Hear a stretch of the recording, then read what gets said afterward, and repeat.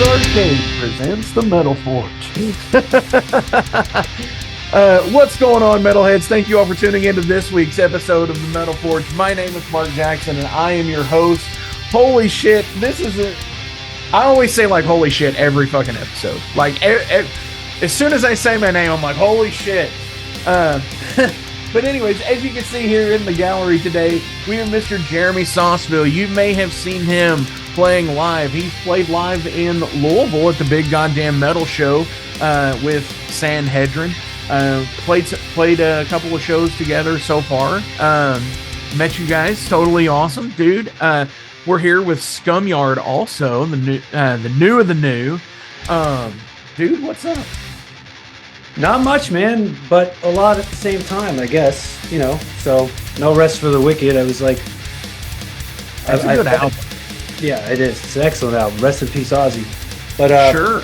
I've kind of been a two-band kind of guy for a long time, and then when I left Black Anvil, I was a one-band man, and having moved away from New York City a few years ago now, kind of didn't expect to start a new band up here. I wasn't really looking, but you know, one conversation leads to another. You reconnect with an old friend, you meet some new friends, and now I got a new band up here with some really cool guys that, you know, we're all pretty excited about. So hell yeah.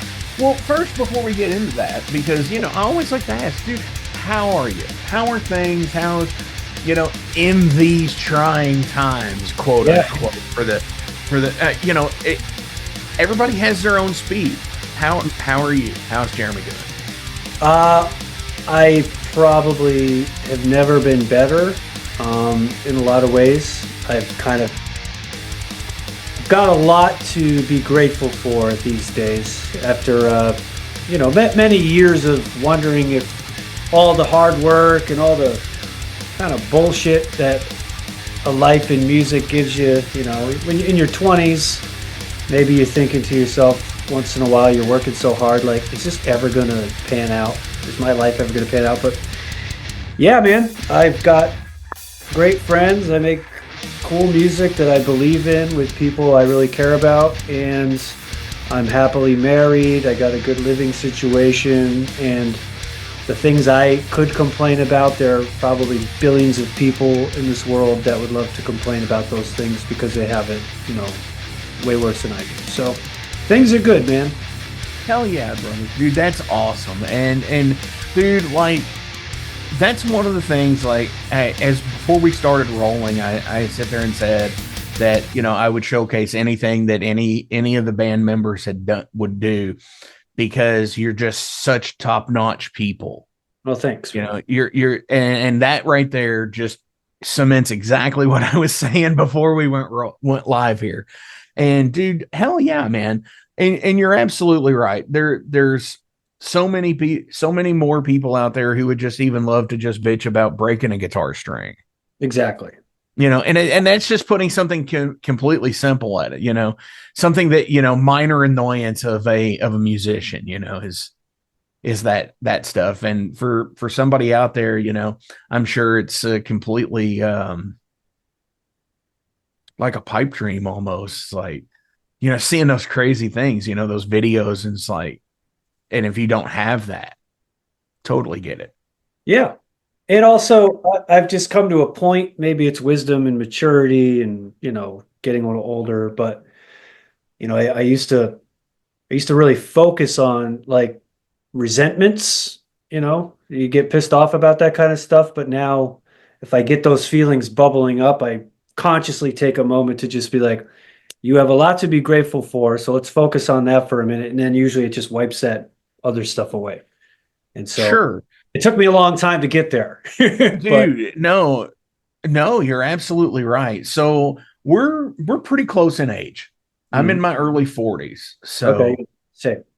And, you know, and that was about the time I turned 40. I kind of got that way, you know, where you're just like, you got stuff to be grateful for. Just step back, take a breath, do the thing, you know, analyze the situation. Don't get pissed off. And I had recently said something to a friend of mine and well, she and I, have remained friends after being in a relationship together. Hmm. And I had said that, that I had wished that I was the way I am now, more mature and more level-headed about things than now. And it was just like, and then finding out that moment and having that realization is just kind of like, huh, wow. Yeah, but you have to go through all those strange experiences on your way to getting to that point. And there are people that, unfortunately never get there. And, like I said, there were times in my life where I was just like, is shit ever gonna work out? Sure. No, absolutely. No, absolutely. I And so let's talk about, formative years, early life kind of stuff with Okay. Jeremy here. So tell me about, were you a are you a native New Yorker? I am a native Northern New Yorker. So Northern, New York State's pretty big. sure. And so I grew up in uh, probably the most remote part of the state. It's kind of like well, I grew up in St. Lawrence County. If you guys really want to Google it, um, basically it's the northern. My town is the northernmost piece of landmass in the state of New York. Okay, And so so you're right up there yeah, next to like Vermont and my Canada and all that. My town borders Ontario across the St. Lawrence River. If I go a couple towns over, there's another border crossing that takes you to Quebec. So it's like where Quebec, Ontario, and Okay, New York yeah, all kind of intersect. Um, so yeah, it was kind of a place where, unlike people who grew up in cities, you didn't necessarily have a lot of immediate access to music and art culture. There's like a college town nearby and stuff like that, which, in my teenage years, I spent a lot of time 20 sure, miles down the road over there. But yeah, so I grew up in a pretty remote blue collar. It used to be an industrial kind of epicenter, but in my early adolescence, I got to watch that all disappear. I got to grow up in a town that was fairly thriving and then watch it all disappear. So by the time I graduated high school in the year 2000, um, my only work prospects would have been like fast food, which I was working sure, when I left. So I wound up going to college, dropped out of college, went to recording school in Arizona, just kind of took the plunge because it was like some people some people don't bet on themselves because of the risk. I had no risk. So it was like I could either go for it or not. And the result was going to be this. If I went for it and failed, it would be the same result as if I just didn't go for it. So I went for it. I'm sure. wound up in New York like early 2000s in the Right city. on. So, and that's a hell of a move for, a 18 to 20-year old going from upstate New York to Arizona. It's like going to another planet almost. Yeah, it literally was. I wound up I moved there with my girlfriend at the time, who I'm still very close to as a friend. Um, and I remember we didn't have any furniture or anything. We took a plane there. We each packed two suitcases, checked them in our bags in Syracuse, and I remember like the plane was landing in Phoenix, and this was probably 2002 or three. And I remember as the plane was landing, I was like, well, it's not going to be the same ever again, is it? This is like, well, part of me is like, I sure hope this was the right move. Hey, And you know, but and honest, yeah. So like that's a thing. That's a big fear for a lot. It's either you do it or you don't. And, and knowing that if it's something you want to do, especially at a young age, and in that time period, so we're talking 23, 20 or so years ago, 25 years ago, let's say, Mhm. that all of that was changed. And that was a different world It than was, what yeah. it is today. You know, So yeah, that would have been in, especially, because if it was like '02, because then you just changed, just had 9/11 and all of that. So again, the world was changing then. It was, but for me, I've known since I was like a little kid that playing guitar and pursuing it was going to be my thing.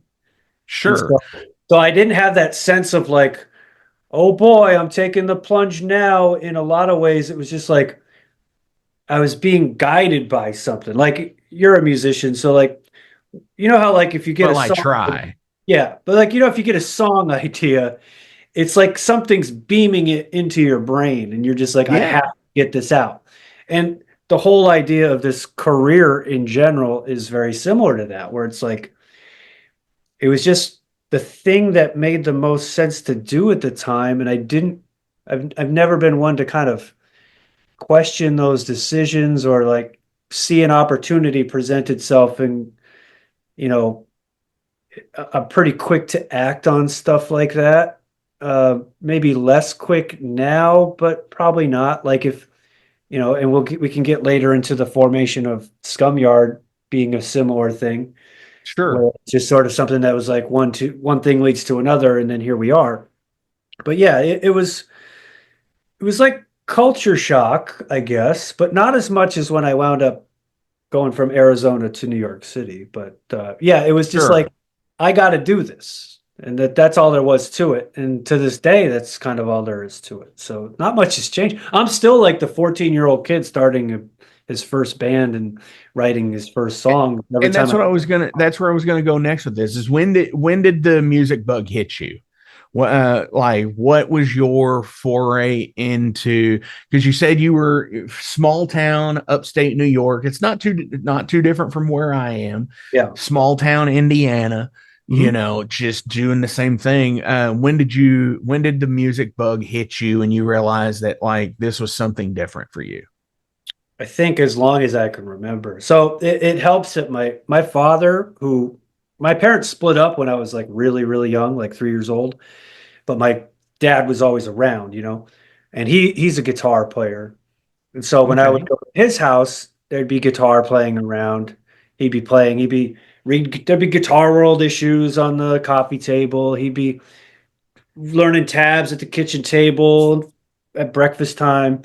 And then, where I live with my mom, this is the dawn of MTV. This is the dawn of like Bon Jovi and Cinderella and all that stuff. And early on, I was the kid singing all the words to every song on TV. So I just had this sort of inclination towards music. Sure. Um, when I started playing guitar around 12 or 13. 13 is when I started to really kind of dive in. And then as soon as I figured out that if you knew what power chords were, you could write songs, it was like a revelation. So I started my first band as soon as I could because I was just like, wait, you could just like I was playing along to like Nevermind the Bollocks, here's the Sex Pistols, and like Nirvana Nevermind, and you know stuff like that, and like sort of that Real late. chord driven punk. Yeah. Yeah, yeah, and but it's like just simple guitar chords, but there's so much you can do with it if you deliver it with the right amount of intent. So by the time I got to high school, I was like sniffing around for people to play with, and I eventually started my first band around like 1997. I would have been like 15. That was You, here. what, Yeah. what were they called? No Game Show.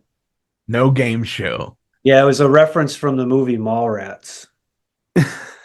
Yeah. I love the film. I Yeah, love it.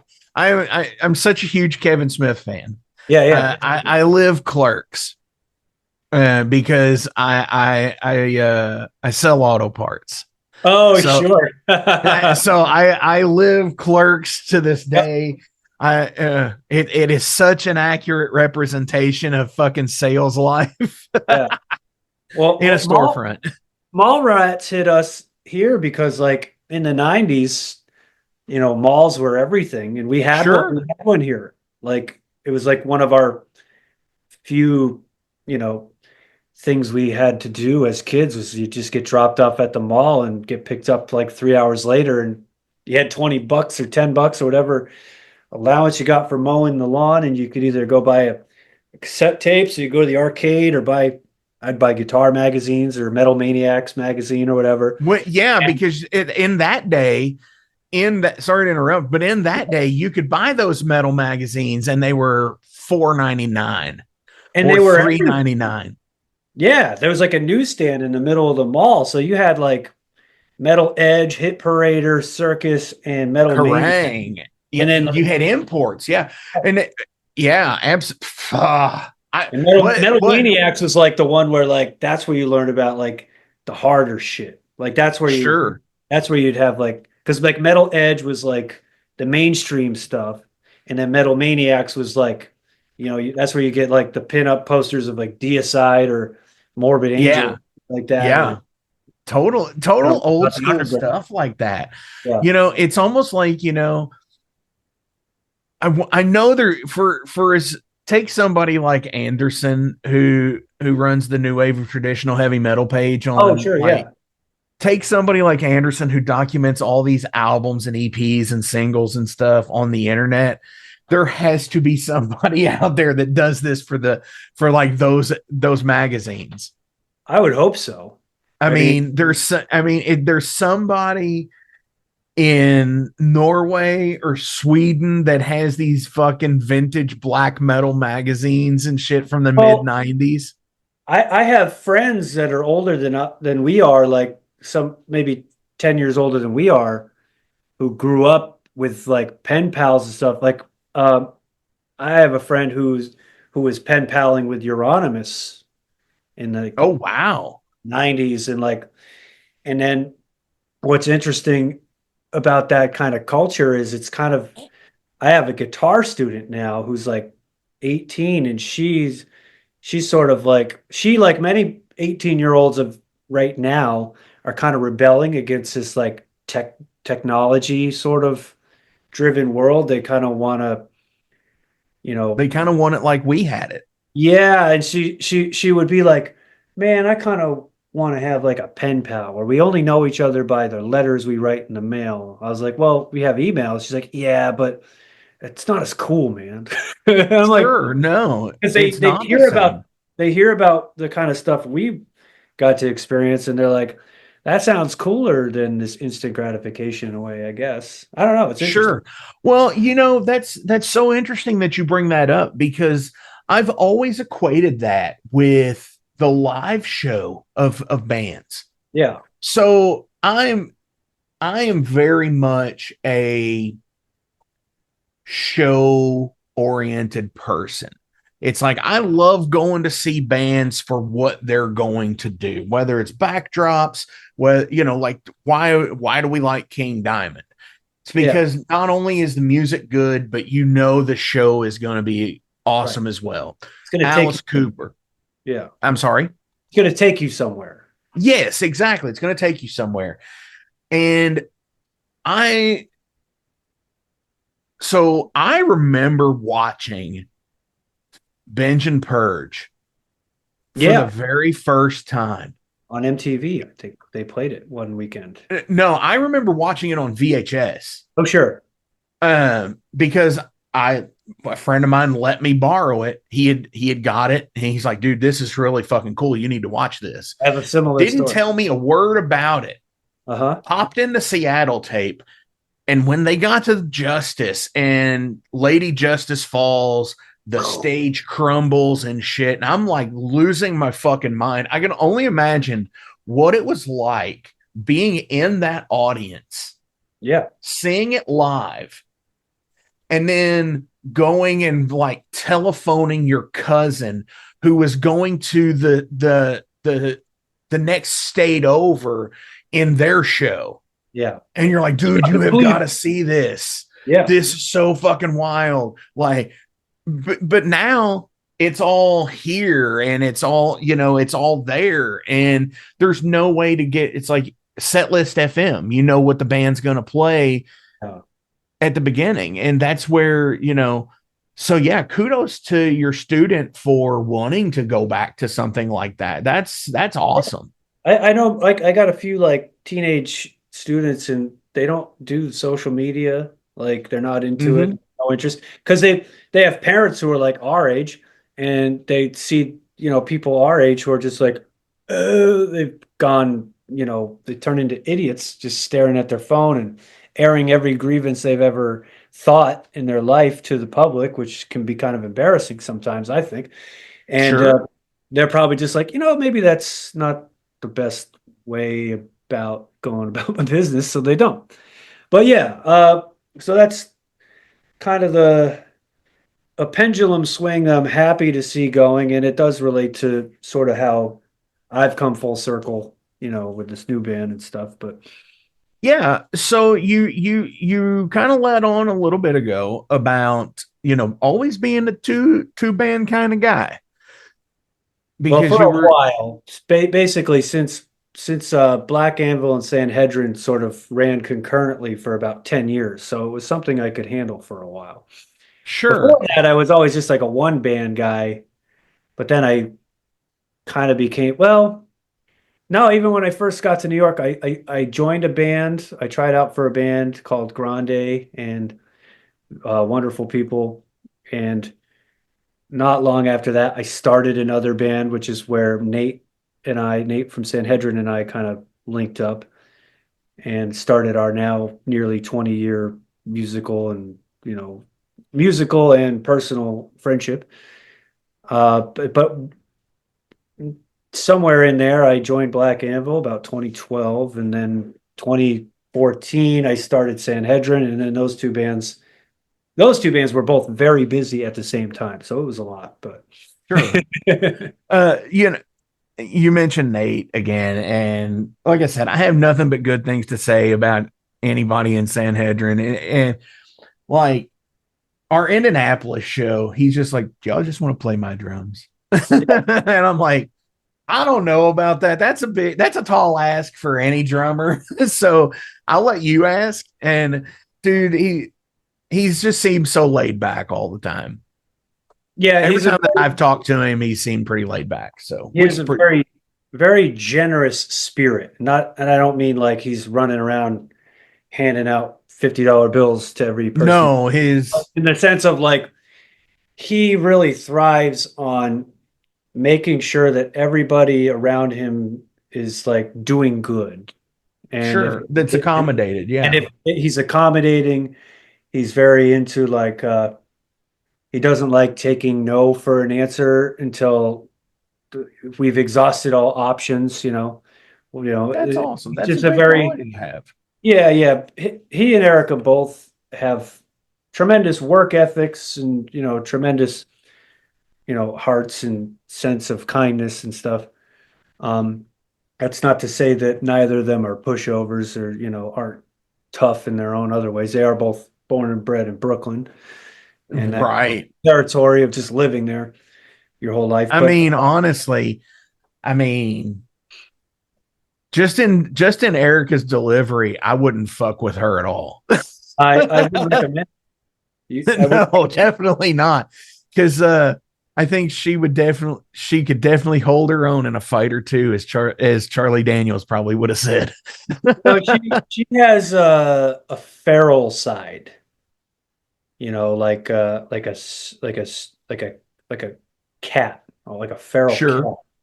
Where like, like, I don't know if you ever had a feral cat in your neighborhood where it's like Oh they can yeah. find you, they'll come up to you, we can hang out, have some nice pets, but at the same time, it's like, that cat could fuck shit up if it had to defend itself, Oh so hell yeah.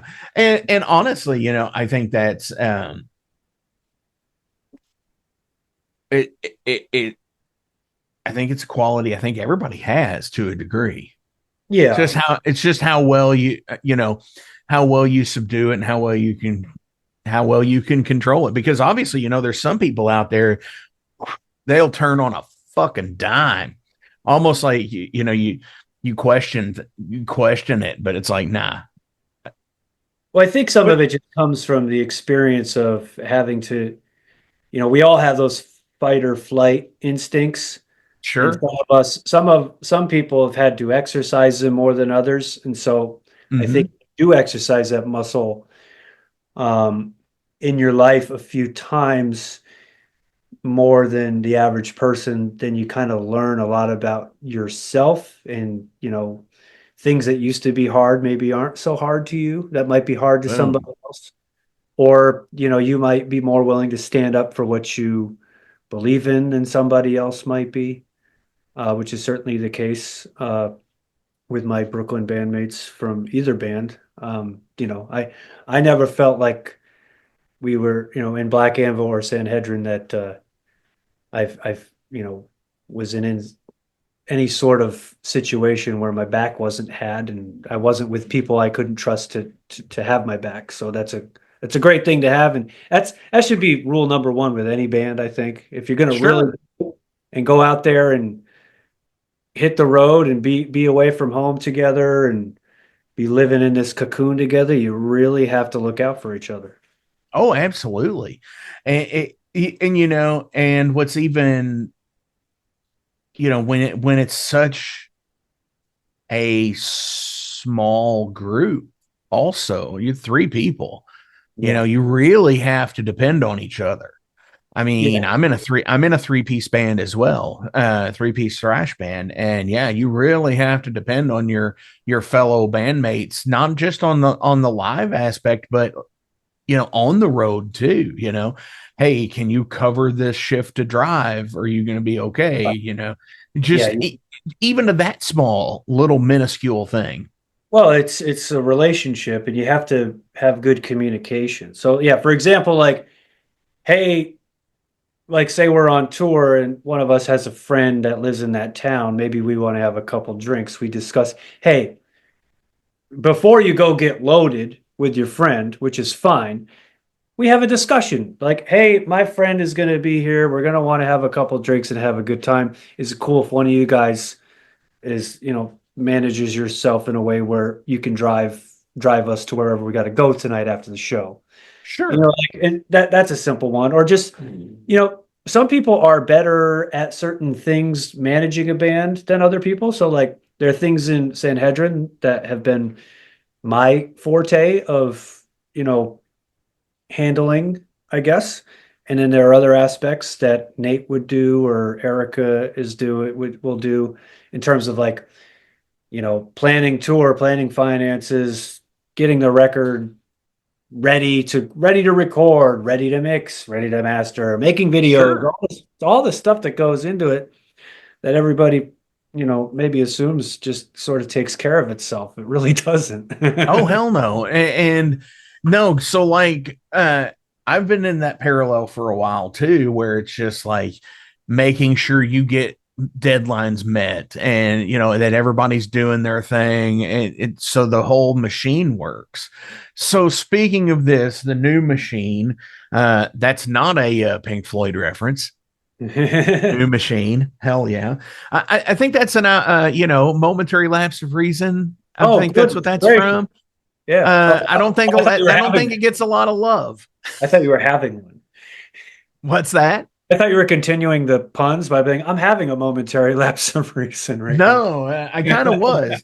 No, so the new band, let's Scumyard, or as I've been doing my research on it here, Triple JM. Ah, yeah, okay. Yeah, It's three J's and an M that's in the right. band. Yeah, So you've got, of course, you on vocal and guitar, Mike Bellino. Did I yeah, say that right? that's right. Jordan Charette That's right. You're doing great. and Jason O'Connell.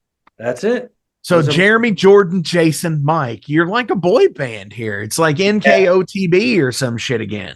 Well, it's gonna be one of those things like my brother and I both have J names, and as a kid, I'd be like, Jason, Jeremy, whatever the fuck your name is, get over here. So at some point, that's probably gonna happen between Jordan, myself, and Jason. So, So I have two cats and I do that with them. uh-huh. And like, so same thing for me. Mark fucking Dustin, goddamn it, whoever the fuck you are, you Yeah. know, Yep. that thing. And I always it used to piss me off because my siblings are like 9 and 6 years respectively older than I. Oh, So wow. when I was, 12, my sister was 18 getting out of the house, right? So it's like I shouldn't be getting fucking confused with the other two because I'm the only one that's still around home. But Right, right. Yeah, but you it don't know still what to happened. do your parents, you know. Parents got to go through a lot, I hear. I only have Oh, dogs. I've only ever had dogs, so I can't attest to that. But I, totally. So, okay. So earlier you had mentioned with the formation of Scumyard and about how you got to talking, a conversation led to another. Tell us about it. yeah, it's kind of the band that formed itself, which is sort of true to every kind of situation I've found myself in as I've ascended this little ladder of musical experiences that, I've been lucky to experience. So I moved back to my hometown in 2021, and I go to this sandwich shop in town that is a favorite of all the locals here. And I kept seeing this guy there when I would go there. And, he's like, this guy's got long hair, he's got earrings, he's got tattoos. And I'm like, he's just putting out a rocker vibe, right? And around here, that stands out because he didn't look like, Five Finger Death Punch rocker vibe either. He looked like somebody who was into cool shit. No offense to anybody who might like that band. I don't, but you know what I mean? Like, I know exactly what you mean. so yeah. Um, so one day he just sort of reaches out and extends his hand, introduces himself, and he says, "Hey, my name is Mike. Um, I understand you play guitar. You're a musician. I'm familiar." He was familiar with my work with like Black Anvil specifically at that time. And he's like, I play guitar, I dabble with the drums. If you ever want to get together, if you're ever looking for a second guitar player or something, I'd I'd love to, work with you or whatever. And so I was like, interesting, cool. And then later that day or week, I came by with like I have these little business cards for guitar lessons and stuff. So I gave him that, has my phone number on it. And he reached out. And eventually I went over to his house and he's like, we're kind of chips off the same block when it comes to our taste in heavy metal and rock. He's got a very specific penchant for 1987 Charvel guitars, which coincidentally is a penchant that I share. It's very uncanny. You know what I mean? Like he's got an 87 Charvel Model 6. I have an 87 Model 3. He's got a Charvel neck through bass from that year. I have the bolt on version bass.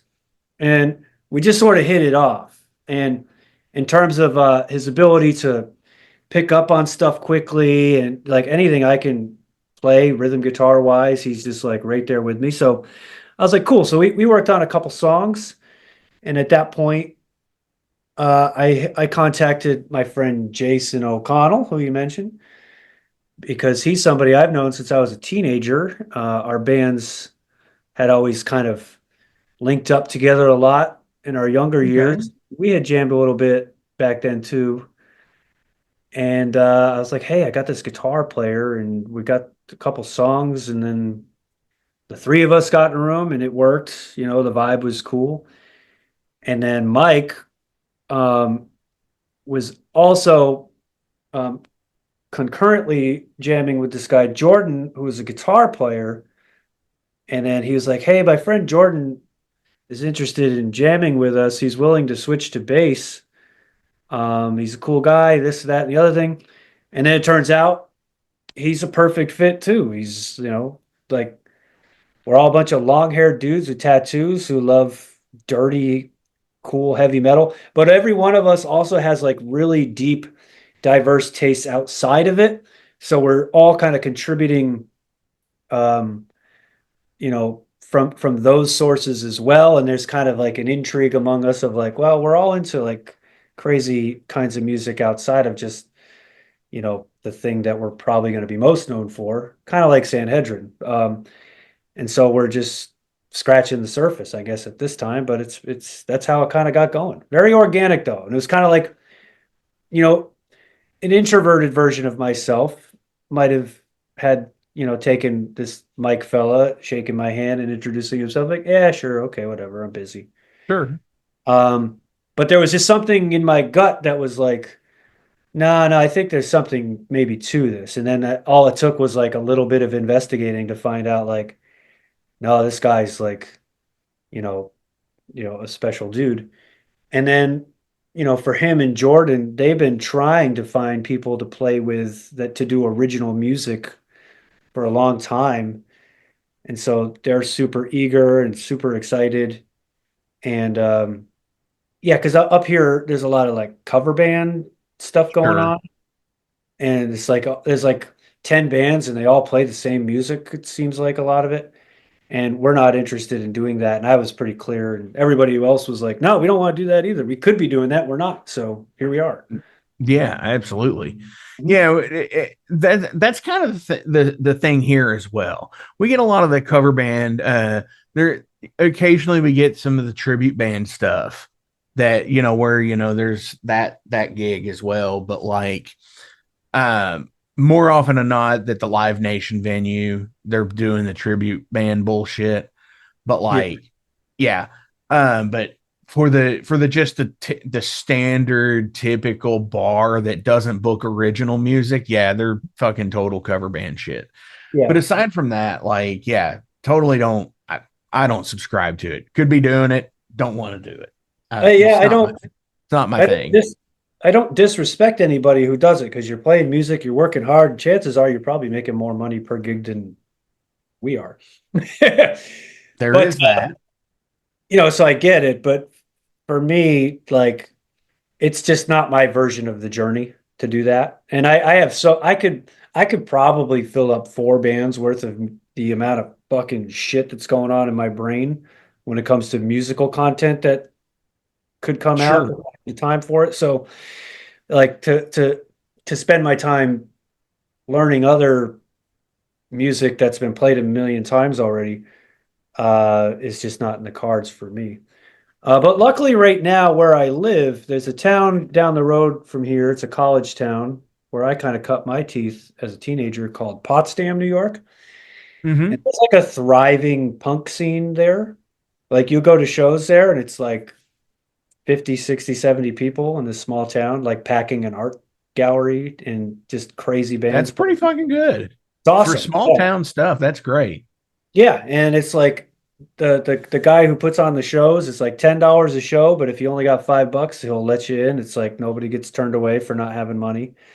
That's And it's like awesome. a very nurturing thing. And so I think I'm more into that than being background noise for people eating dinner at a bar somewhere. So Sure. Or trying to get a date for the night. yeah. Date in quotes. Yeah, yeah. No, like I'm maybe it's a You're not van. there to play the meat market. And I no, and I'm also not there to be ignored, to be fair. Like Sure. I have this thing like we work our asses off at our not only our craft as individuals, but the rehearsals as a band, writing the songs, putting the music. Like I'm gonna go where people are paying attention. Like I'm not No. going to be background noise. And if And you're I not think listening to me, that's I'm gonna turn where it. a lot of people have the issue.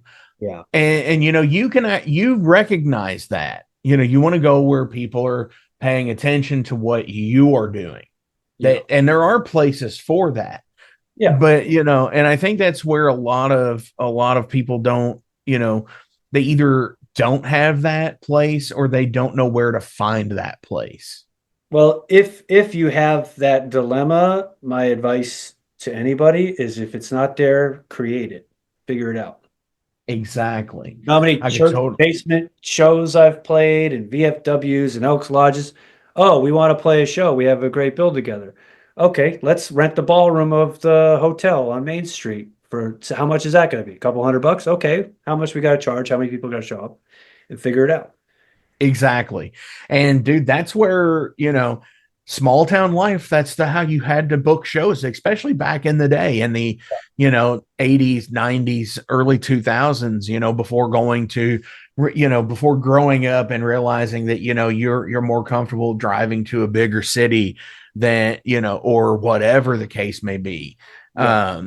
And all of that. That's totally cool. So when you come to move back to your hometown Hmm. after being away 20 some odd years or whatever, and now here we are, a couple of years after that move, getting settled in the new band. How, like, obviously with Sanhedrin, you guys you've played everywhere. It seems like, you played Europe, you've played all over the States and Canada. I'm sure have you been to Mexico and South America? No, I've not been that way with any band yet. Okay. Well, I wasn't sure of that, but I know you all played in Europe and everything as well. Yep. So what's the difference? What's the scratch that this itch is with? Because ultimately having two bands, it I've only recently done this. Hmm. So as well. So Well, I think it's just to take a kind of want to take a different approach to a band in general. So for one, I've never been the lead singer of a band as long as I've been in bands, and I've been in bands for since I was like 15, 16 years old. So that's a new trade for me.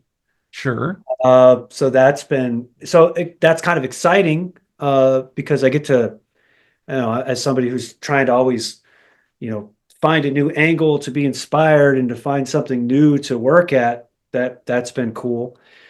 Um, it's really just sort of, it's not dissimilar to how Sanhedrin started, where it was just three people getting in a room back then without much expectations, because back then I hadn't accomplished much in comparison to, all these years later.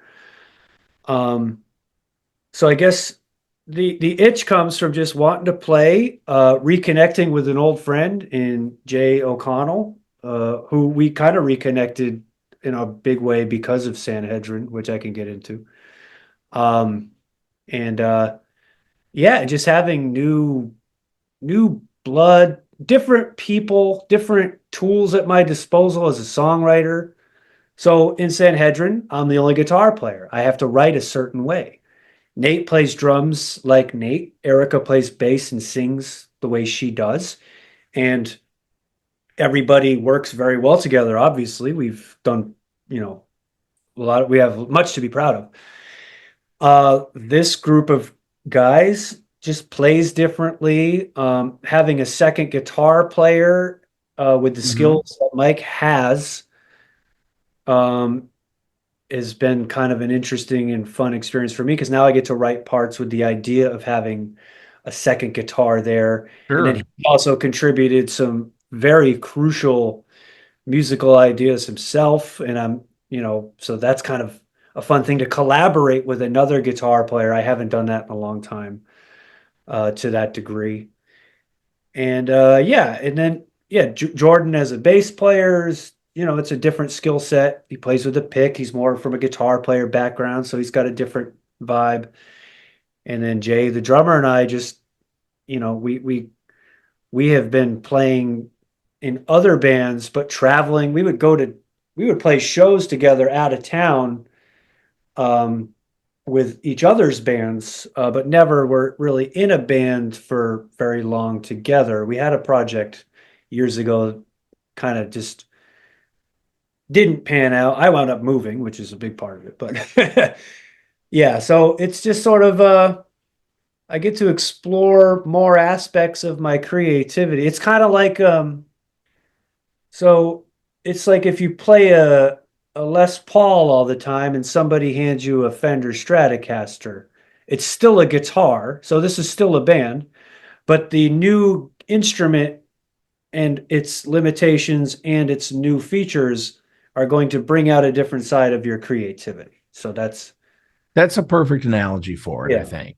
And you know, I think that's a great analogy because, you know, I was just looking, I went to the music store the other day and I hadn't went for, you know, I hadn't had to pick anything up for a minute, but I just went because I was in the area and they had a Fender Bass 6 in Oh there. yeah.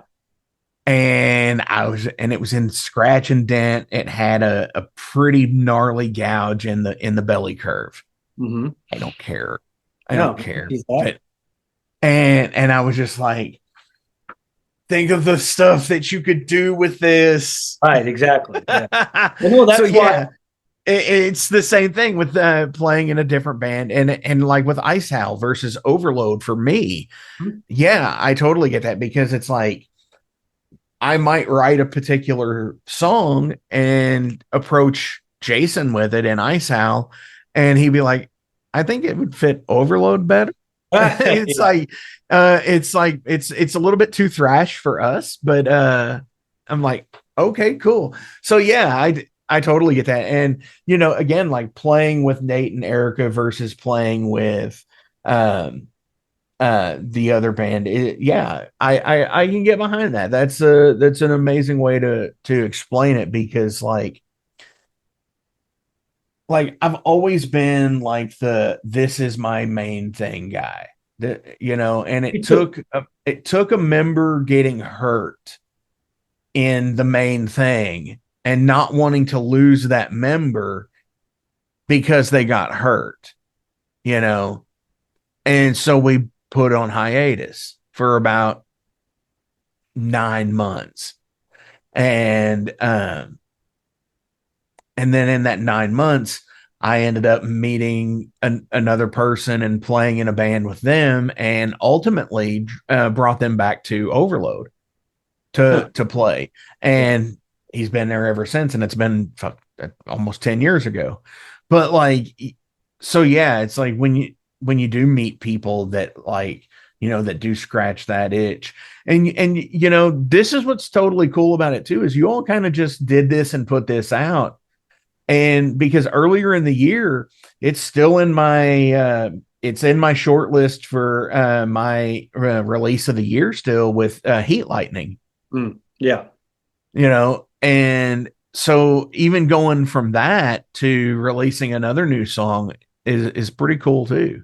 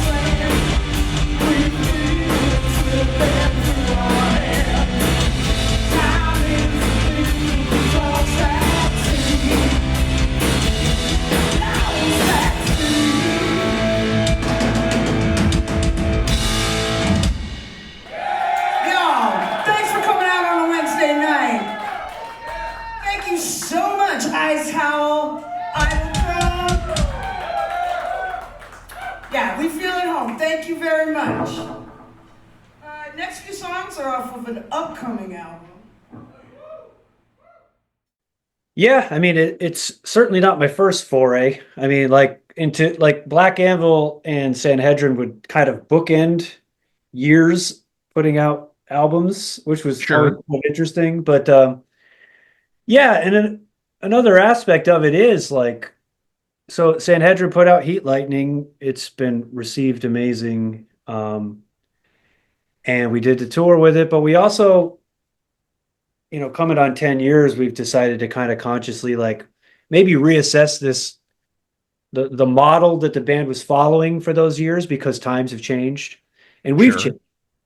Um, our life priorities are changed. So the band will not go away, I don't think, ever. But we're kind of taking a minute to sort of, take a breath from it all, try to figure it out, and also maybe tend to some things in our lives that maybe fell by the wayside because of our dedication to our little band. And Absolutely. A lot of things have happened in the yeah, amount of in the last decade of the right. band. And then while that's going on, I got a band that I can drive 20 minutes to go to practice for. The other thing is me living up here. For those who don't know how big New York State is, for me to drive from St. Lawrence County, New York to Brooklyn is it's a good 7 hours drive.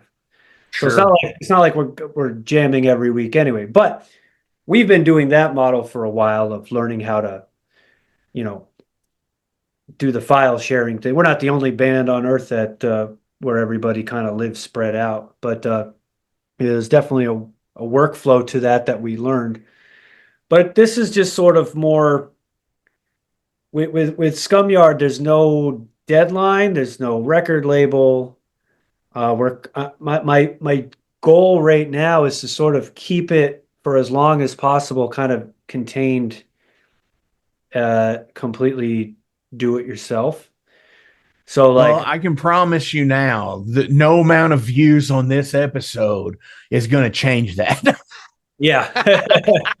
Well, no, but like I like that like we have the ability to make our own recordings. We don't have to pay for rehearsal space the way you do in Brooklyn.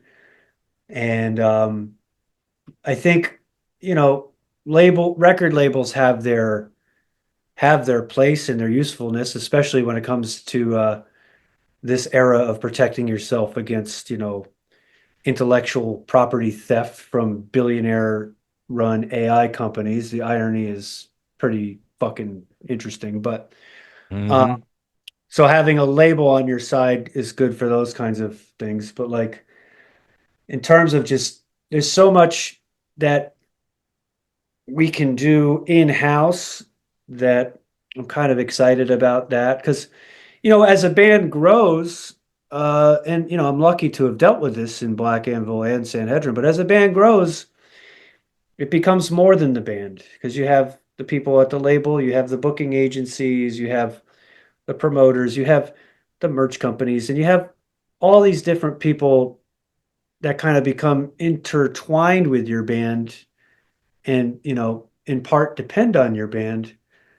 And so this go around, I'm sort of, for now, it's kind of nice to just be in a band where, as much of a blessing as that stuff is, this band right now is just starting out as like the local punk band from northern New York.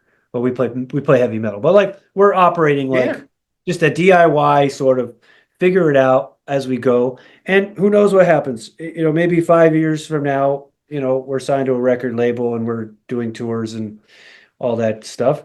And maybe And we're not. Metallica's opening for you. Oh, sure. Yeah, yeah.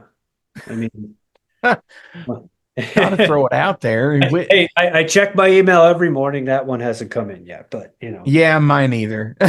exactly. Mine either. So where did the name come from? Scumyard.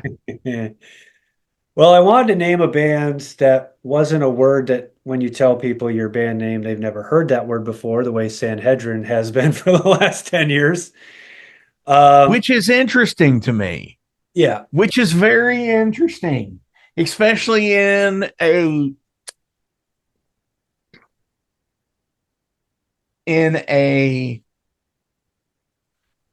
somewhat Christian nation.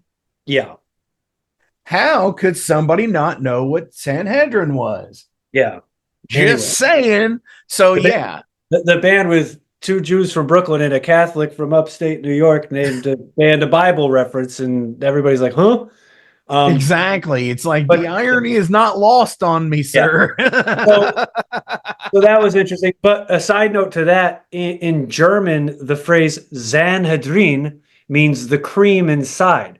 And so after several record cycles of having Germans being like, what is your band, where did your band name come from? I think they wanted to know if it meant the cream inside. But I digress. So Scumyard. That's interesting. I had no knowledge of that. Yeah, it took a while for that to make its way to us too. And then I don't know if it's fortunate or unfortunate, but whatever. Hey, we played some damn good shows over there. We have a great fan base over there, so whatever. So Scumyard started out with being called Scrapyard because back in the day, Jay and I used to go to shows in this punk garage in a town called Plattsburgh, and it shared a driveway with a scrapyard. And so we thought it would be cool to name the band Scrapyard. Well, you go on Discogs, you go on Bandcamp, which is how I check to see if a band name is available. And there's a bunch of scrapyards. And so fast forward a little bit, my wife and I are having a couple drinky poos here at the house. And we're talking like scrapyard, and then she was calling somebody a scumbag. And then scumbag turns to scumyard, and we're like, I think that's it. So Dude, that's pretty good.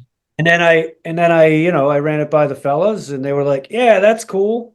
And so we're Scumyard. But if you live in a rural area in the United States of America, you've seen some Scumyards anyway. So Hmm.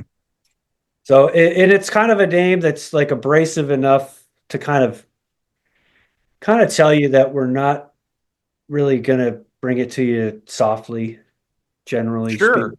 So I it's mean, kind of honestly, it fits the Motorhead, the raw edge feel. yeah. Yeah, I mean, for our first song, for sure, I would say a lot of our newer material is kind of quickly branching into other aspects of heavy metal and rock and roll in a very interesting way compared to the first song that's out right now. Um, but everything we do sounds like a band called Scumyard did it. And That's great. I think that's important for every band. Is just like you should have a vibe and a mentality. Even if you have a diverse sound, there should just be some through lines about it that make it like Hmm. Kiss or Thin Lizzy or Black Sabbath. They all wrote a wide array of influences came into their songwriting, but at the end of the day, it always sounded like them. So we want to sound and be Scumyard, whatever that means. We're gonna kind of discover it together. And before we switch, dude, that is amazing. Yes. Because honestly, um, one of my favorite videos to watch, even still, I'll just pop, it gets repopulated in the link, is like the playthrough video for Cynthian Women Oh, sure. that you had done.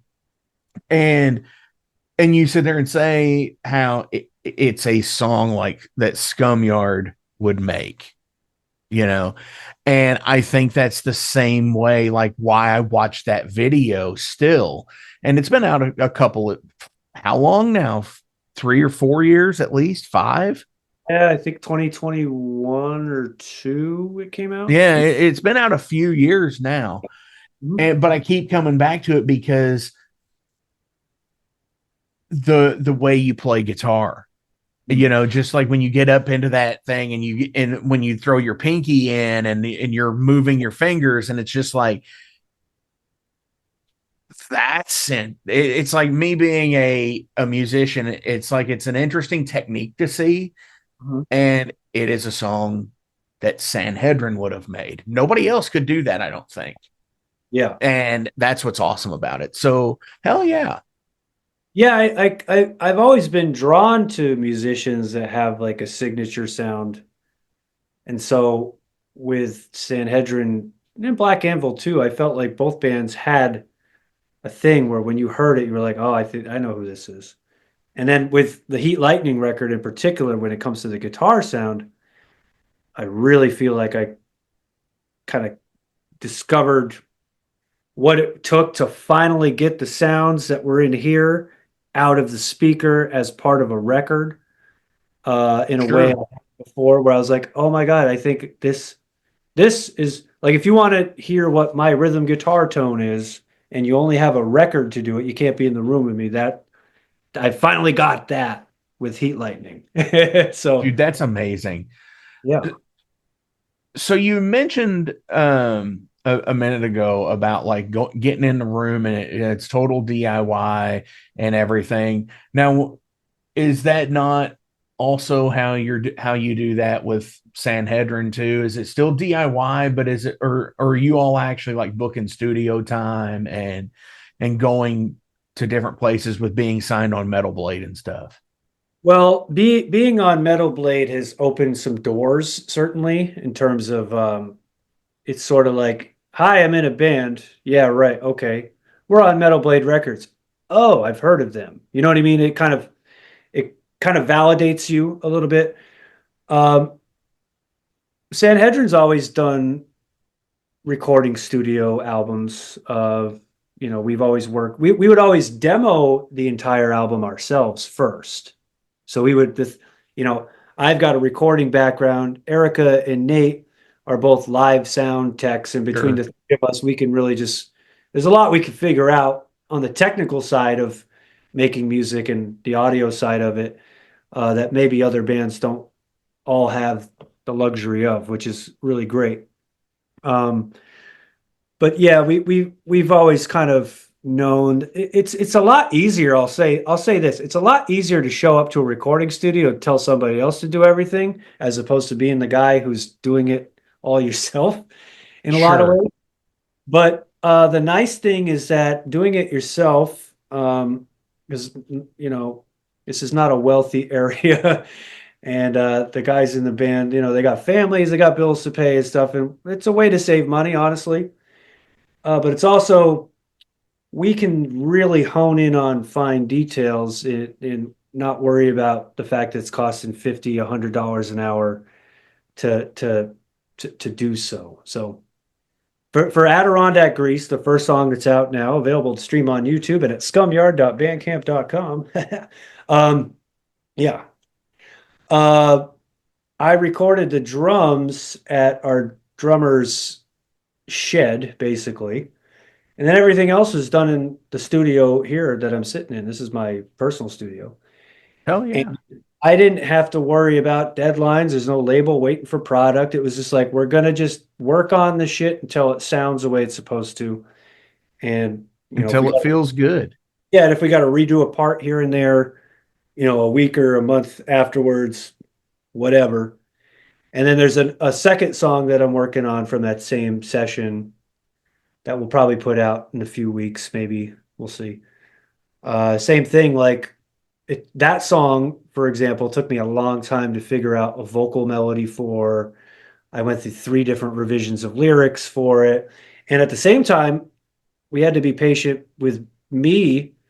These guys had to be patient with me becoming a lead singer because I could sing. I've been singing harmonies with Erica Mm-hmm. the whole time. But to find your voice as the front person It's is a very different. hard. It's very different than playing a character who's singing notes in the background. But in Sanhedrin, the last couple of records we did, the backing vocals were kind of taking on a little more personality. I would say the first couple records we had, I was just singing notes and trying to hit the notes clean to support what Erica was singing as the main melody.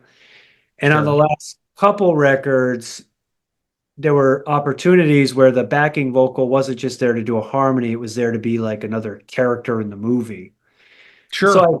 I got to learn about some aspects of my singing voice and the grittier, nastier side of it that I didn't maybe know so well. And then it kind of piqued my curiosity to maybe that's something I could have the confidence to explore on my own.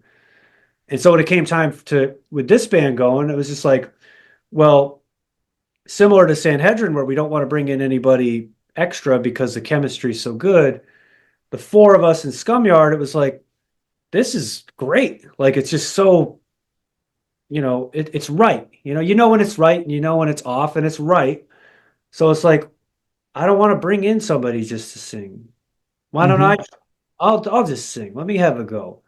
And then at first it was kind of like, ooh, I don't know.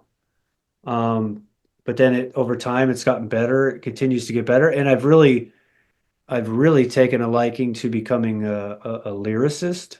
It's not something I always had a lot of confidence in, but now turns out I have a lot to say, and my bandmates have been very encouraging on that side, like reading what I have to say and giving me positive feedback with it, which what it's like with somebody you Sure. respect says you're doing great at this. It's like wind in your sails, so you just want to do Yeah. more. Oh, absolutely. And when you get that positive reassurance, and what's even what I think being a lyricist too, when you do have something to say and you can get it out, you know, you kind of said a second ago about how finding yourself as a lyricist and with the things you want to say in the melody and everything. Yeah, dude, that is the when you're doing that, 'cause I'm like that with overload, bass and vocals. Mhm. And it's totally that. It's like, yeah, this isn't working. I can't find it. And when you realize when you've written a couple of things and that you've recorded them, and after listening back, like say it's published for, a year or two, and then you find out how you were then versus now, Yeah. and and just how the progress that you make. I totally get it. And what's funny is because so you're no stranger to live shows or anything else, but and this is the funny thing, because this plays into you said a voice of another character or another character in the film, as it were, Yeah.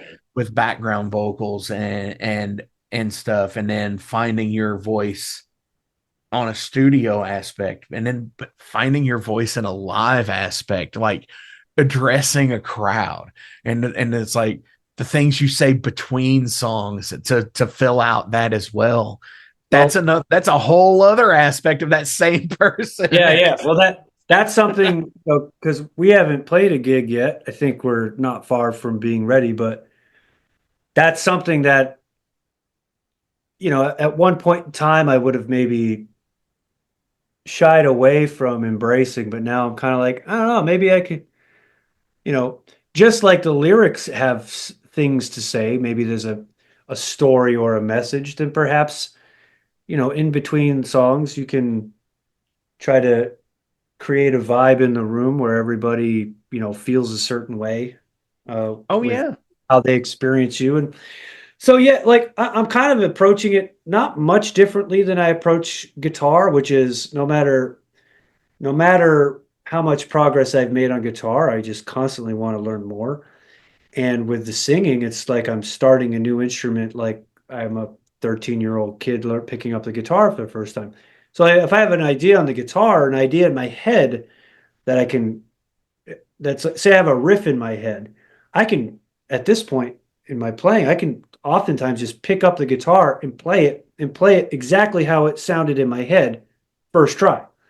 What sure, I've learned with vocals is I can write lyrics and sing them in my head, and then when I sing them with an actual tempo meter behind me, I'm like, no, those syllables aren't fitting. Or a voice I thought in my head sounded good, I'm not physically capable of. So there's that whole process of like, well, I can't do that, but I can do this. So playing to your strengths and your limitations and using those as like, your creative angle. Like when I was starting a band, when I was, a teenager, I couldn't play, but I couldn't play more than I could play. And so but I knew what I could do and I knew what I could do well at that time. And so you kind of dig into that while you sort of try to build from it. So Sure. that's all I'm doing as a singer now. Hell yeah, man. And it works. So Yeah. derailed or some random questions about you as a person, Okay. about Jeremy Sosville, guitarist extraordinaire, uh, just all around good dude. I won't deny a uh, good rumor. what's that? Won't deny a good rumor. That's exactly true. Um, what would you do if you knew you couldn't fail? If I knew I couldn't fail, Yep. What would you clear. do? You mean like as a musician? What would or No, as in general in life, if you couldn't fail at something, what that if one thing that you could pick that you knew you couldn't fail at, what would you do? um I mean I guess if I couldn't fail at hitting a baseball, I could make a good living. But I don't That's know. a. I That's mean, a you do have a baseball player kind of build. I do, but I was terrible at it as a kid. So, um, but no, I think that's an interesting question, and I could kind of get philosophical with you, which is to say that failure is essential to progress. So I kind of feel like the things that I have failed at have made my moments of success happen. Like that feeling of failing and learning from it is what kind of drives it, whether it's me failing at a scale pattern on a guitar or, failing at any particular project or moment, you learn from it. So if you're, Very good. I guess to just not be afraid of failure is probably more something that took me along. Like going back to writing lyrics, I didn't really, I would try writing lyrics, but I was so afraid of how they'd be received that I never presented them in a situation before. And now I embrace the failure. I failed at recording Adirondack Grease the first time. It didn't sound as good as it does now. And if I and the same with the second song that we're going to release in a while. I failed the first time at writing lyrics that fit the song. I failed at what I wanted to sing. I recorded that whole song once all the way through, listened back, and said, I didn't do good there. But I learned from it, went back to it with a new sense of like what needed to be improved upon. So failure rules. Embrace failure, people. Absolutely, because again, it shows progress, you Yeah. know, and that's just like doing, going back and listening to your albums. I think you should do, and there's a lot of people that don't even do stuff like that. But like going back and revisiting your material from, 5, 6, 7, a decade, however long ago, and addressing things that, like, because I think we all have like critique of Yeah. on ourselves. And, yeah, there might be something that you sit on for so long and then, going back through it and just reassessing, and it might not even be a failure, but it's a point to where you've learned from it and you've progressed. And so, yeah, totally cool. Yeah. Do you believe evil comes from within? Well, there's that famous Solzhenitsyn line, the line between good and evil runs through the heart of every man. But I don't know. I don't know because I try to be as good as I can personally. But there is evil in this world. But I think the evil in this world comes from a very small amount of people on the upper echelons of power in this world. Those are the true devils of this world. And most people, I've met people who've done terrible things who genuinely thought they were doing the right thing while they were doing it. So Sure. I don't know what that force is that made them do that. I guess it could be evil. Could just be nature. That could just be the laws of nature. It depends on your perspective. Right.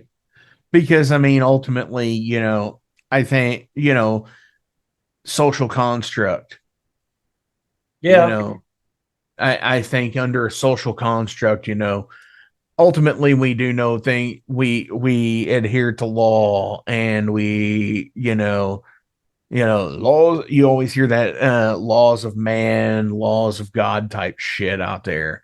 And yeah, I mean, I think ultimately we know that there's things that you shouldn't do that people do. And but is it necessarily what's evil, or is that a social construct, or what, right. Yeah, I in my younger years, when I thought I knew everything, I would have had a better answer for you. You know what I mean? But now I'm just sort of, the more you learn, the less you know. Exactly. I would say it's probably a necessary part of life to experience evil people so that you can know what the light is and where it comes from and recognize it. You can't recognize, if it's always light out, you don't know what the darkness looks like. I think Bob Ross said that. But at the same time, there's evil being perpetrated by people in this world at any given moment in time that's absolutely inexcusable. But it seems to be a small, let's call them 1% of people. Sure. Absolutely. um if you could meet any famous movie star, who would you want to meet? Huh. Whew. Let me think. Yeah, you got me stumped a little bit. I guess Paul Rubens comes to mind.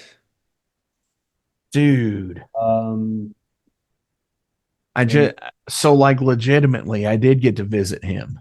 oh, really? Yes. Awesome. At he is interred at Hollywood Forever.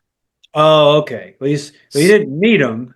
No, he, so in the middle of Hollywood Forever, there is a little lake, a little pond, and he is like literally like right up next to it. Oh, okay. Yeah, that's Yeah, awesome. yeah, Yeah, I mean, I like I'm really into absurd humor generally and kind of cynical humor. And so I felt like, the Pee Wee Herman character was pretty much nailed that.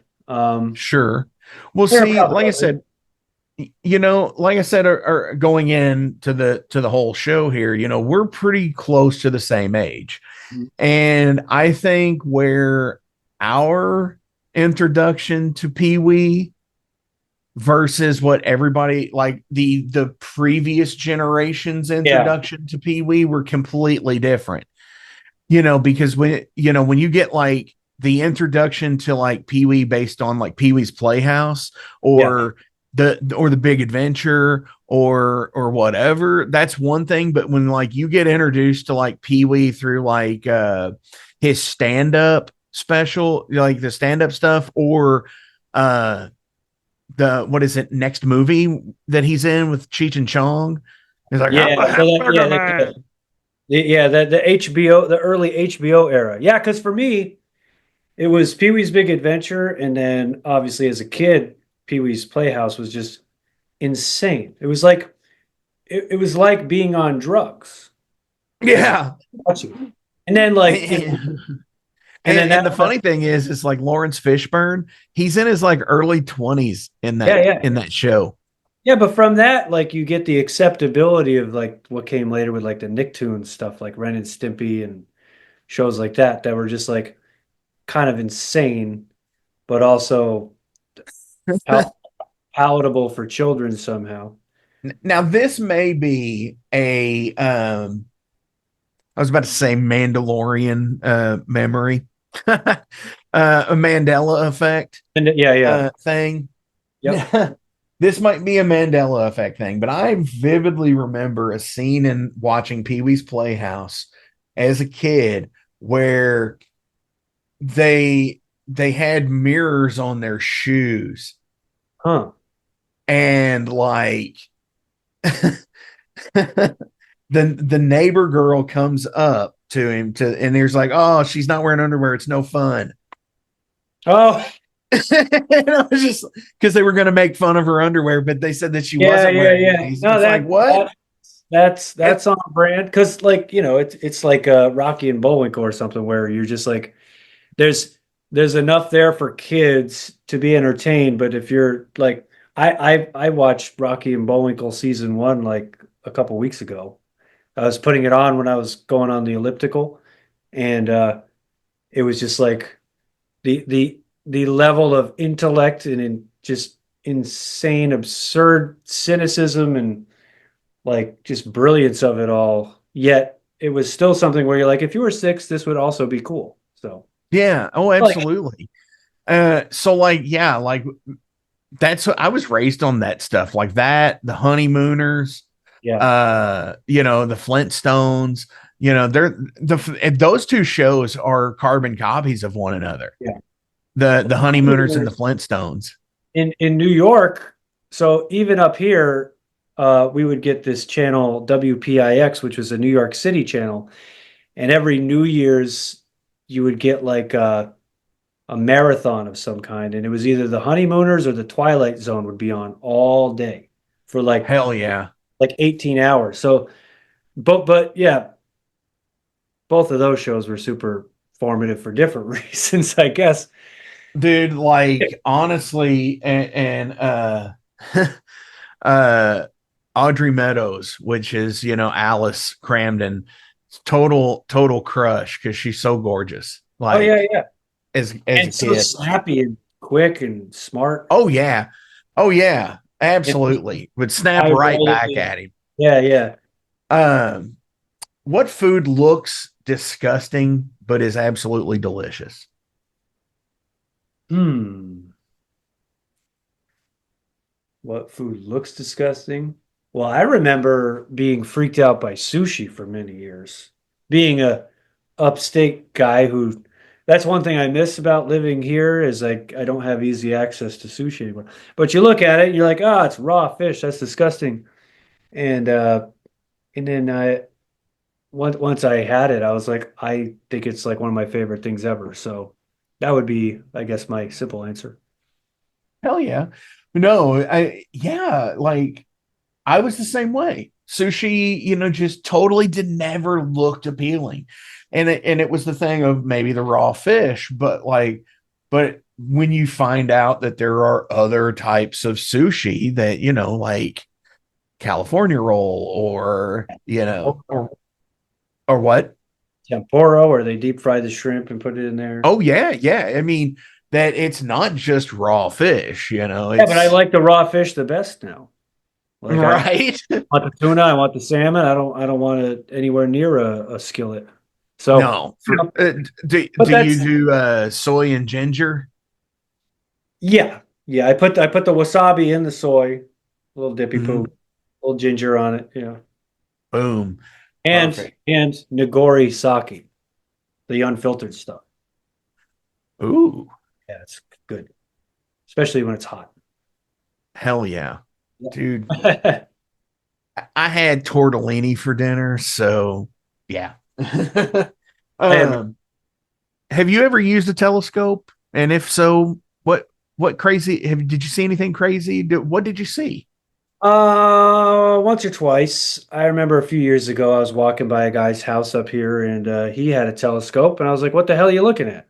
And he said, "Nothing. Mind your business." Did you say it just like that? Hey, what the hell are Oh you no! looking Hey, what at? the hell are you looking at? He's like, "I'm looking at the sky, asshole." No, he invited me over, and he was looking at Saturn and the rings of Saturn because it was like it was a night when Saturn was going to be visually particularly close. I don't know how it all works. I guess it's closest Sure.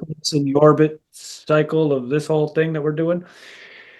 Um, so that's probably it. The other night, my wife and I were trying to look for a comet using binoculars. Now, this is one thing about living in a more remote area is you can look up to the sky and see stuff and really connect to the Yeah, fact there's no that light pollution. you're just a little minuscule fucking speck of space-time, yet at the same time, you are everything to the people who love and care about you. So what a world. Damn. I think the name of this episode's probably going to be called "Getting Deep" with with Oh, Sauce. there's gonna be a lot of disappointed people when they actually watch it then. Right?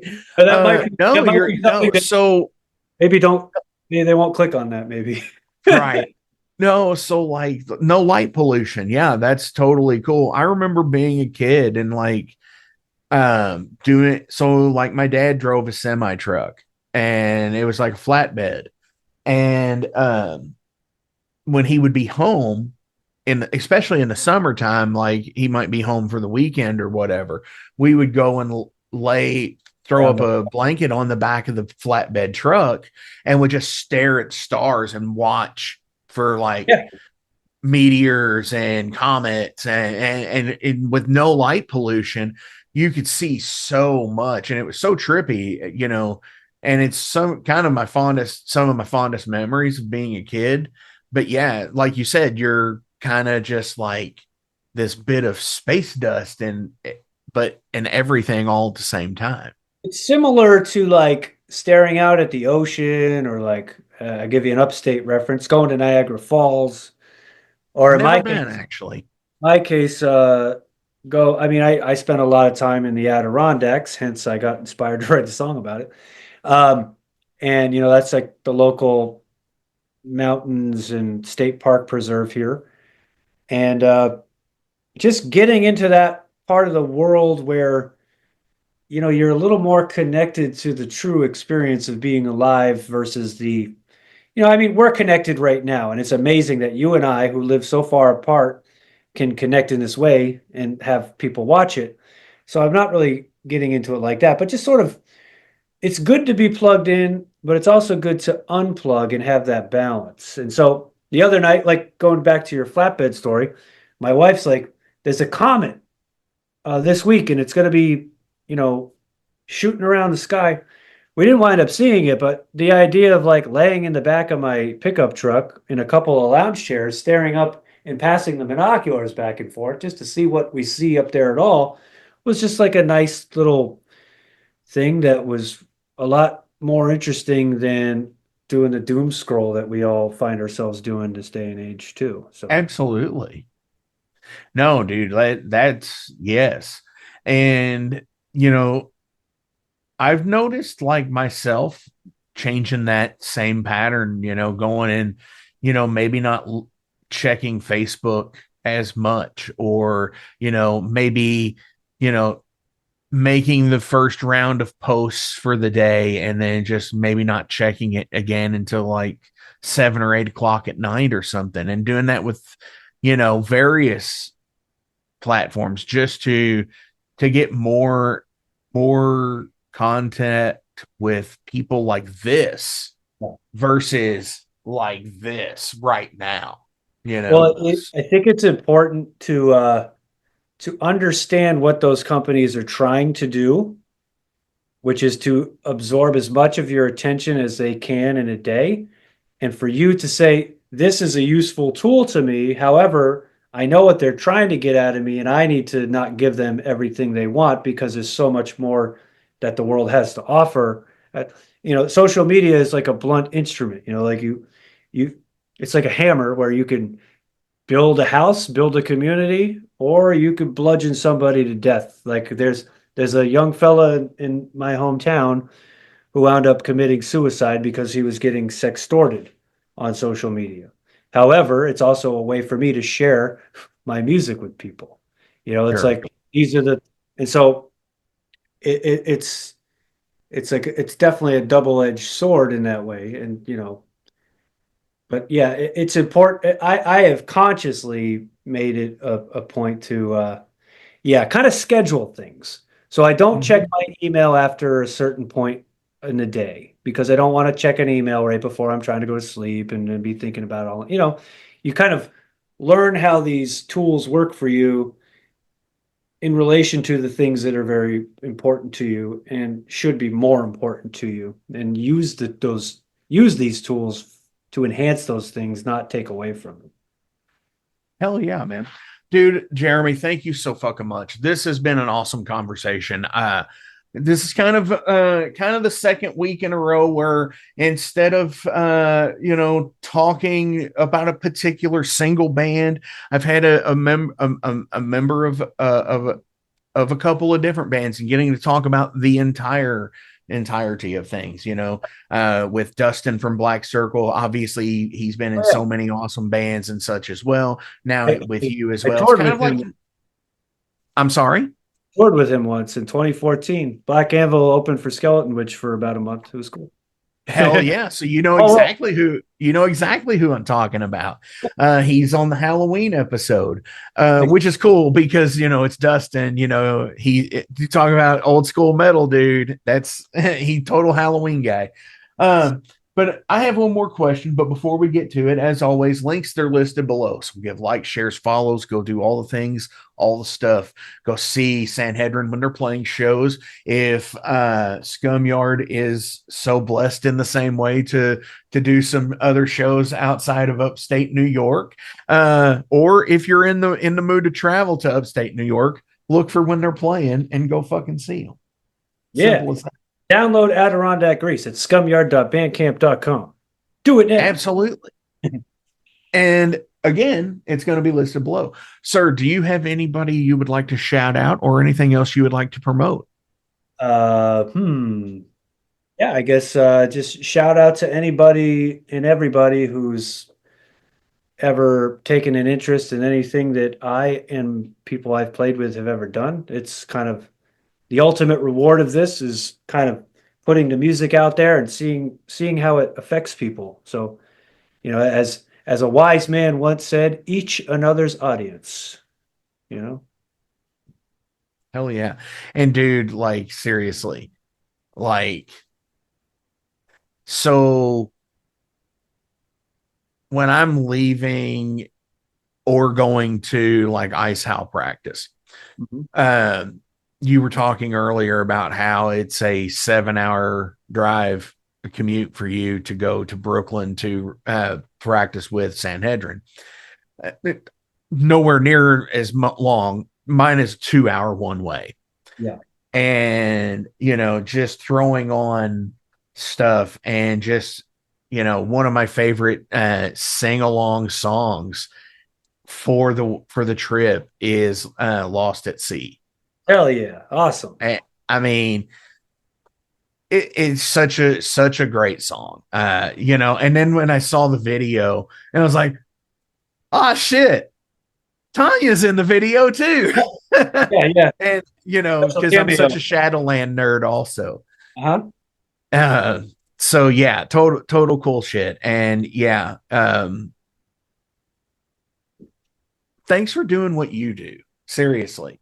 Same to you. Because it means a lot, and actually being able to host you all to headline my show, my big goddamn metal show last year, dude, like it was super fun.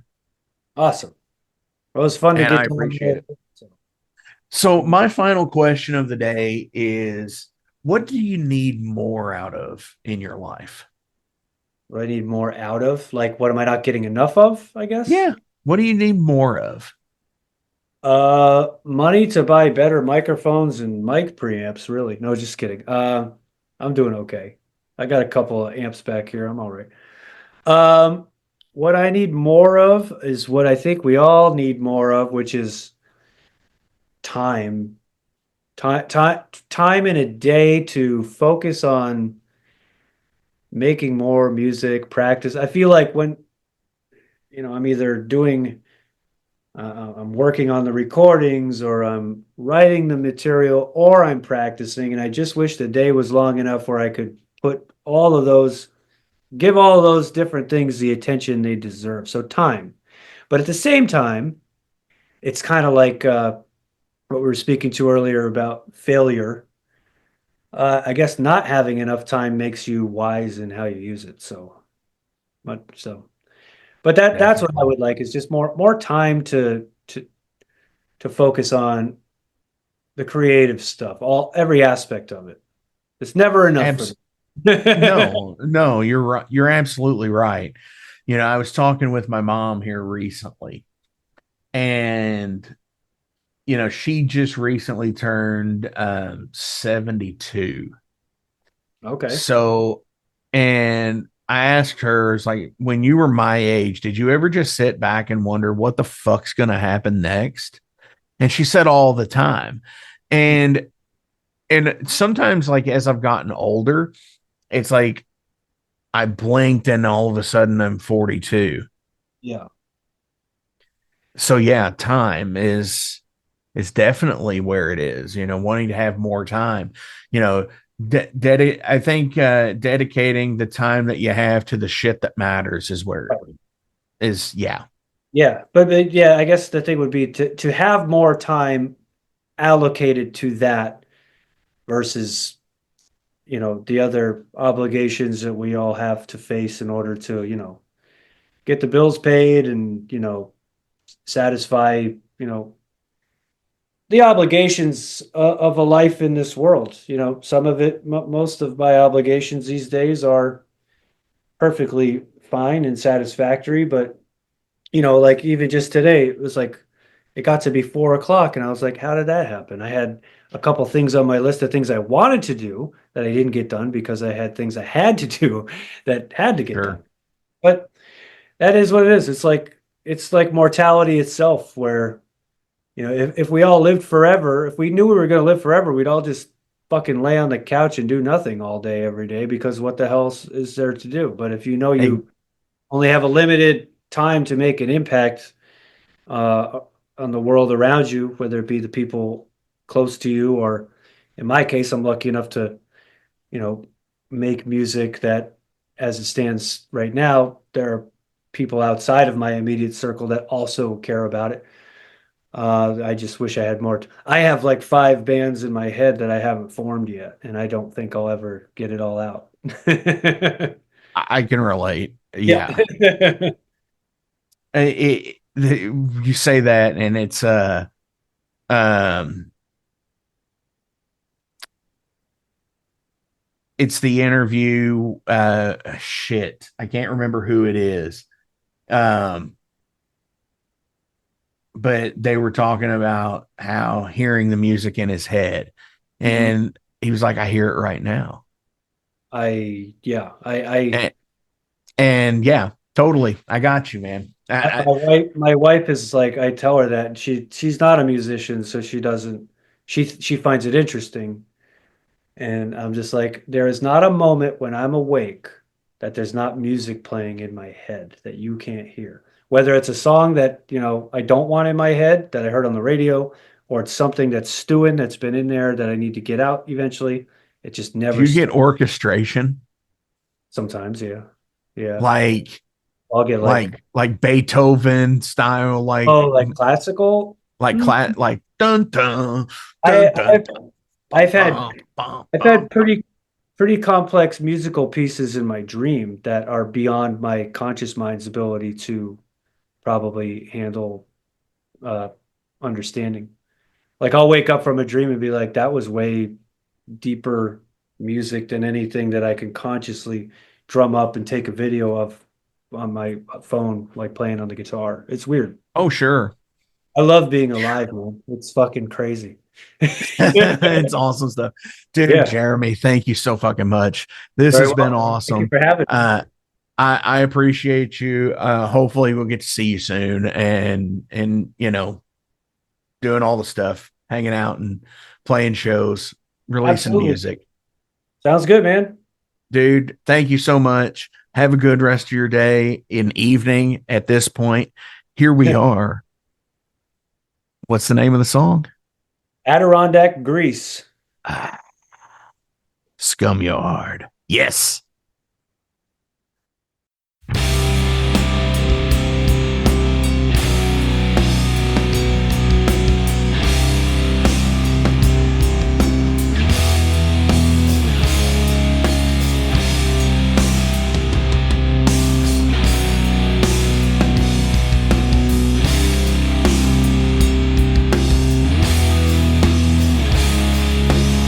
Ravens crow, streams they flow.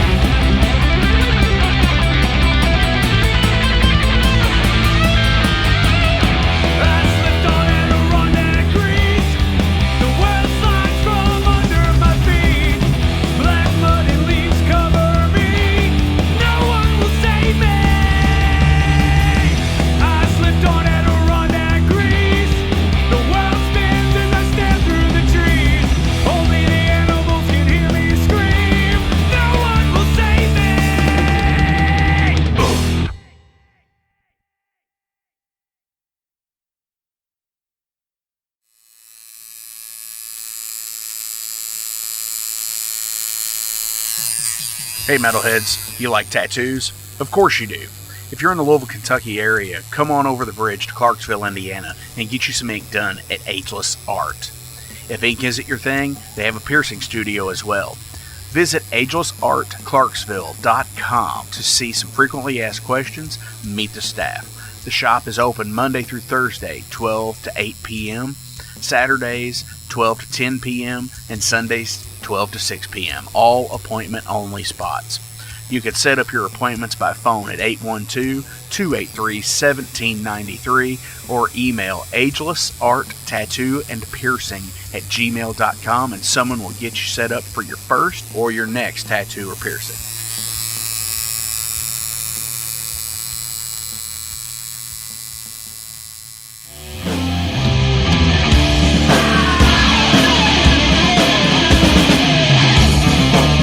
Hey metalheads, after going to a rager, what's your ultimate go-to? Mine is totally pizza.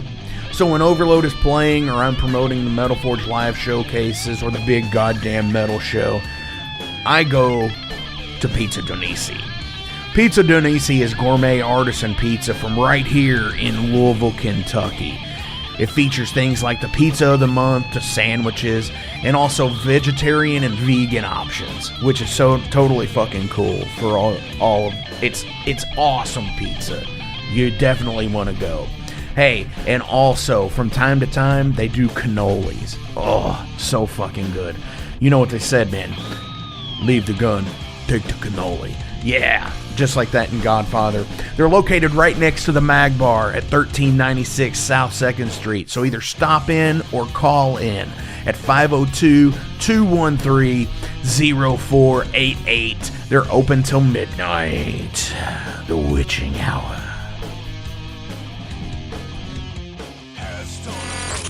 Heineken? Fuck that shit! Pabst Blue Ribbon!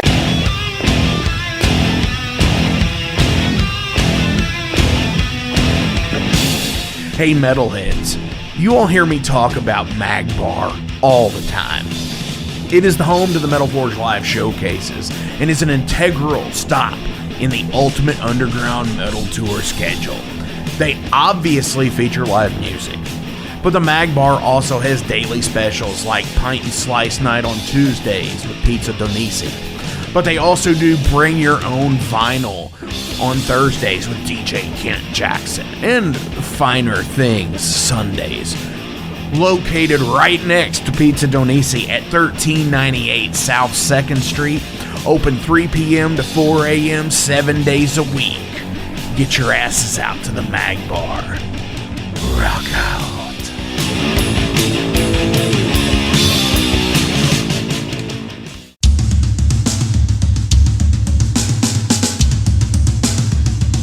For 45 years in keeping Louisville weird, Electric Ladyland has been there for all your eccentricities. While they do offer the best smoking supplies out on the market today, there's a whole lot more to check out. From ashtrays and blacklight posters, to records, incense and burners, and items to stock your metaphysical supply. They're open from 10 to 10, 7 days a week. Located at 2325 Bardstown Road in Louisville, Kentucky, and at electricladyland420.com. Roll out.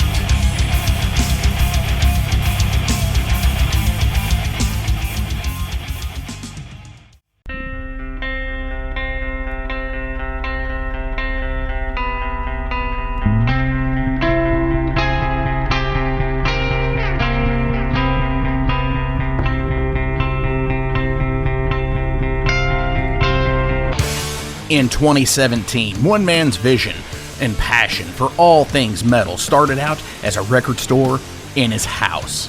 Years later, the fight against a mainstream empire continues as Shade Beast. An independent metal collective and online store based in Athens, Georgia, is the world's premier heavy metal brand for music heads that value authenticity over the mainstream acceptance. Featuring original t-shirts from some of the best underground artists, as well as stickers, posters from the Shade Beast Presents concert series. Unique, one-of-a-kind collectibles and small curated selection of vinyl and cassettes from the masters old and new. Visit shadebeast.com and enter promo code SithLord for free domestic shipping on your first order, whether you're a new customer or returning. And be sure to join the Shade Beast social groups on Facebook and the interwebs to keep up with the new release announcements and talk all things metal and Star Wars. You'll never find a more wretched hive of scum and filth.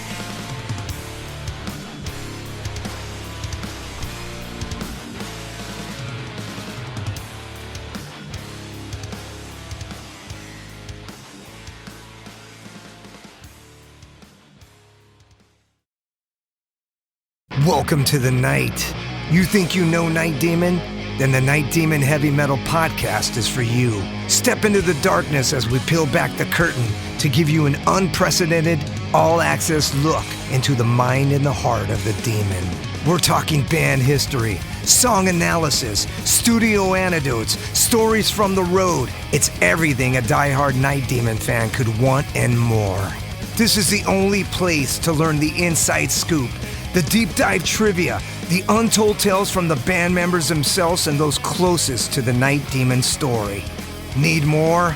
The sacred Night Demon Crypt will be pried open to reveal demo recordings that have never before seen the light of day, all with in-depth commentary by the band and the people who were there for the writing and recording process. This is a gold mine, a treasure trove of all things Night Demon. Head over to nightdemon.net or wherever you listen to podcasts.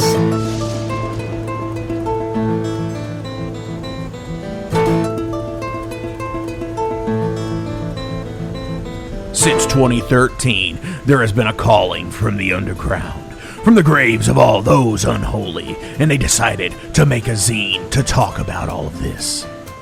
Soul Grinder Zine! An independent metal zine to keep you informed on all things metal and horror from the underground. Available in both print and digital formats, they're bringing you the best interviews and reviews out there today.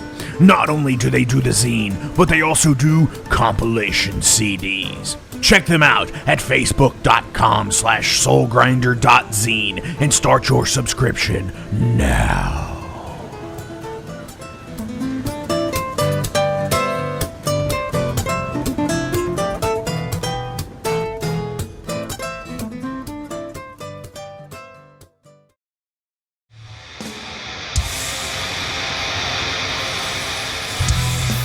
Hey everybody, let me tell you about the new sponsor to the Metal Forge, Unchained Tapes. They're an independent Pennsylvania tape label. They focus on extreme metal and punk with a killer approach to the tape scene. Visit their web store at unchainedtapes.bigcartel.com now to get your fill of tapes. And for being a Metal Forge listener, enter the code METALFORGE10 at checkout to get a 10% discount on your total purchase. That's unchainedtapes.bigcartel.com.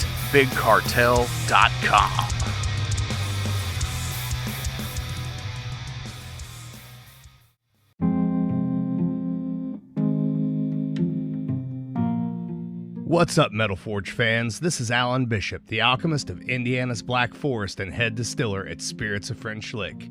Do you find yourself drawn to the unexplained, fascinated by the Fortean, or enchanted by the paranormal? If the things that go bump in the night resonate in your mind, then tune into my brand new podcast, If You Have Ghosts, You Have Everything. Featuring first-hand accounts, collected stories, interviews, history, and speculation related to all things not of this world. Available now on Anchor, Spotify, Google, Amazon, and more. Set back, relax, and remember, if you have ghosts, you have everything.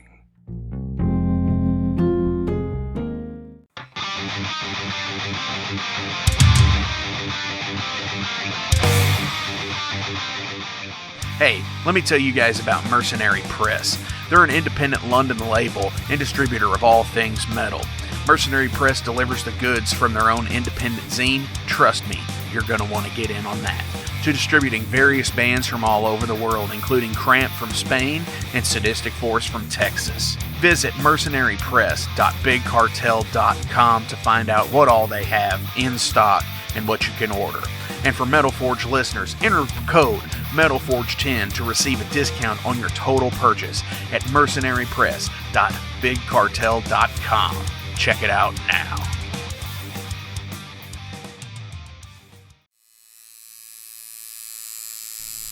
Hey Metalheads, it's with great pleasure I get to tell you guys about a new sponsor to the Metal Forge, Ageless Art, New Albany.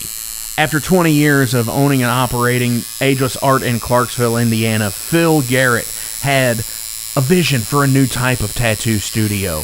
Something that is clean and modern, sleek, refined, inviting. And he's done just that with Ageless Art in New Albany. You can find it at 2736 Charlestown Road, New Albany, Indiana, 47150. Business hours are Monday through Saturday, 11 a.m. to 7 p.m. Sundays are 12 to 6. All sessions are appointment only, so give them a call and go get you some new ink. Or if it's your first time, go get your first one, baby. In a broken wasteland, come to my fire and place your blood and steel upon